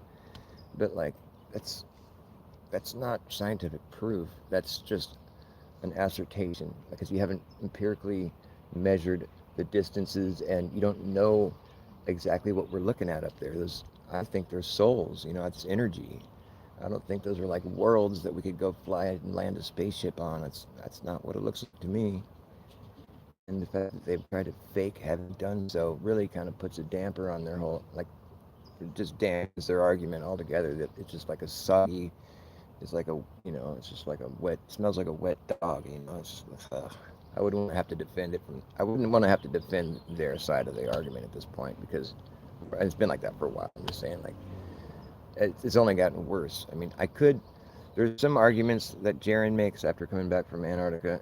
Well, I think he's a plant. I don't think he's organic at all, but he's probably done the best Glober presentation as far as like just how he's demonstrated what he thinks the sky is showing us, But like, it's not proof. It's just an explanation that people have come up with, and they think because they've witnessed the sky do what they think we should be seeing if we were on a ball that's spinning. But I personally don't think that at all. I think if we were on a ball that was spinning, and we pointed our camera up at the stars and took star trail footage, or pictures, I think for the most part, most of us are on the side of the ball in reference to the axis. The axis is the reference point, and it's significant with the star trails, because here's the thing: if we're like, the axis is at the poles, in the north and south or whatever, if Earth was a ball. And so most people are living on the side of that ball, and most people aren't at the North Pole or the South Pole. So most people should be getting star trail pictures that look more like the lines going over you, because you're on a ball spinning in one direction. So, granted, you spin all the way around, but nobody spins a full rotation while it's night, for one thing. But for another thing, it's like, I would think it'd be a little more messy, or just more likely to get straight lines, or maybe seeing a slight curve. But I don't think you could just, if we lived on a ball, the way they say everything is, I don't think it would be that easy where you just go outside. Doesn't matter where you are. I'm in California. I could point my camera at the North Star, and I can get perfect circle star trail pictures. Perfectly, concentric and perfect circles. And like, I'm not at the North Pole. I'm not pointed straight up either. But it's like, why is it that I can point towards where the axis star is and then get perfect circles from this perspective? Like, it doesn't make sense. I'm sorry. I don't think that's what we would see.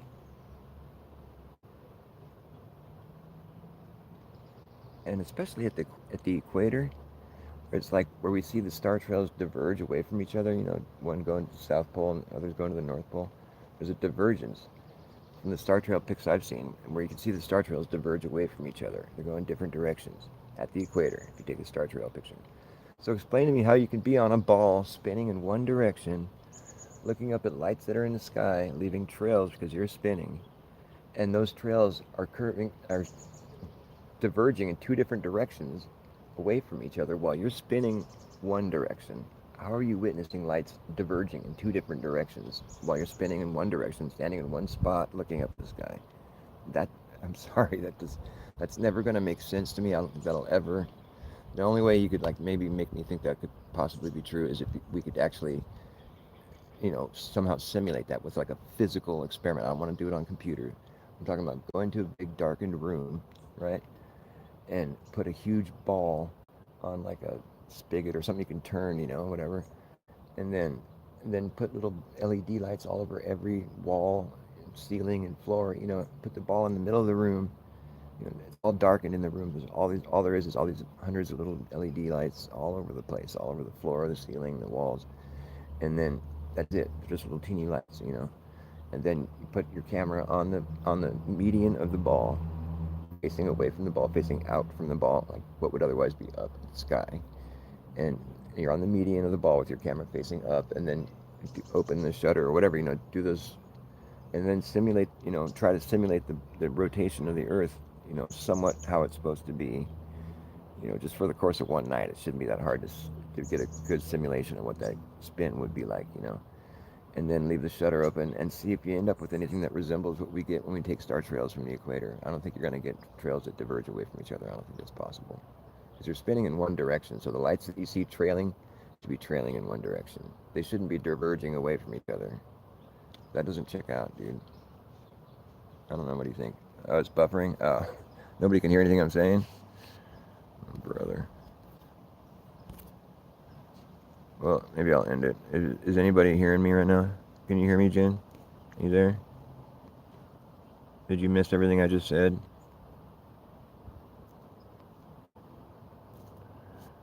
Somebody tell me something. Tell me something good. Can you hear me? Hear me now? Is it buffering? Oh, what a joke. Anybody in there? Should I end the show? Maybe nobody can hear me. Alright, I guess I'll end it since nobody's talking to me. Maybe it already ended. Going once. Going twice. Somebody say something. I think my show might have ended itself because nobody's responding. I just don't understand why there's people still watching if the show is ended already. Is there anybody in there? Can you hear me? Can you see me? Why are you still here if there's not a show? That's what I wonder. It says there's 3 people here. Maybe everybody's away from their keyboard or something. But Jen Doe says it was buffering, so that makes me concerned that it's not working. Oops, what happened? Oh, I did that. Anybody in there? Can anybody hear me? Nobody's responding, so I guess I'll end the show, and then maybe I'll try to start a new one. See if I can figure out what happened. I'll end it at 2.